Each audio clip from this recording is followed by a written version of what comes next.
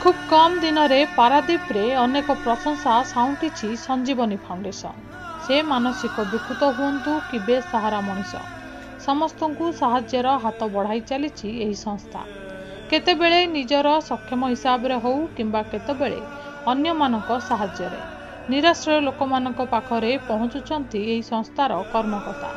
साधारण लोक माने अनेक दिन मानकरे अजथा आडंबर करी टंका खर्च करुथिबा बेले फाउंडेशन बाछिछि एक नियारा रास्ता। एही टंका को गरीब निराश्रय और मानसिक विकृत व्यक्ति मानक उद्देश्य रे खर्च करिबा पाई परामर्श देउछंती, जहा द्वारा एही बेसहारा मनीष माने किछि सहारा पाई जाउछंती। गत रविवार फाउंडेशन कर्मकर्ता परामर्श क्रमे पारादीप बासिंदा बी कोटेश्वर राव पत्नी बी देवी परिवार समेत रास्ता कड़े बुलुथिबा मानसिक विकृत मानकु खाइबाकु देबा सहित पारादीपगढ़ स्थित श्री लोकनाथ शिक्षाश्रम रे पहुंची सेमानकु रंधा खाद्य जोगाई देथिले और बालीझरा माँ संतोषी जराश्रम रे पहुंची अंतेवासी मानक रुचि मुताबक आमिष खाद्य व्यवस्था करथिले एवं सेमानकु निजस्व खर्च पाई किछि अर्थ मध्य प्रदान करथिले। एही कार्यक्रम रे फाउंडेशन कर्मकर्ता प्रकाश साहू, सत्यव्रत मंत्री, विजय दलाई और संजय लेंका प्रमुख जोग देथिले। आज प्रथम आसलु जराश्रम जो वृद्धा मैंने रोचे देखलु खाया पीवा व्यवस्था करूँ देखा आसलु देखा खाया पीवा बुझे सारा आसलु गड़ लोकनाथ शिक्षा आश्रम को आसलु से कोविड नियम पालन कर पिला खाया व्यवस्था भी करूँ देखिक भल लगे चिंता कलु आउ बाटे आम संस्था तो फाउंडेशन तरफ कौ बाटे साहय कर पब्लिक कौ बाटे साहय कर आम जी कर्तव्य आम निश्चित करूँ देखिक पालन करके जाऊँ बहुत भल लगे। आज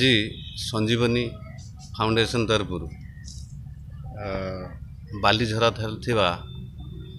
माँ संतोषी जराश्रम श्री लोकनाथ शिक्षाश्रम गड़ एवं मानसिक रोगाग्रस्त लोक मानू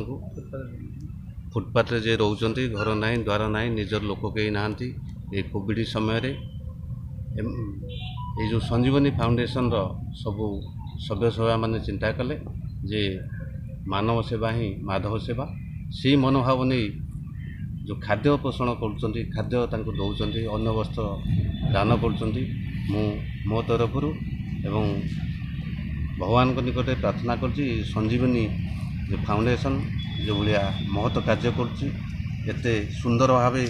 परिवेशन कर कार्य कर चिरंजीवी बंची रो एवं यही भली भाव दीन दरिद्र आउ मानसिक विकार लोक मानकर अनाथ पिला मानकर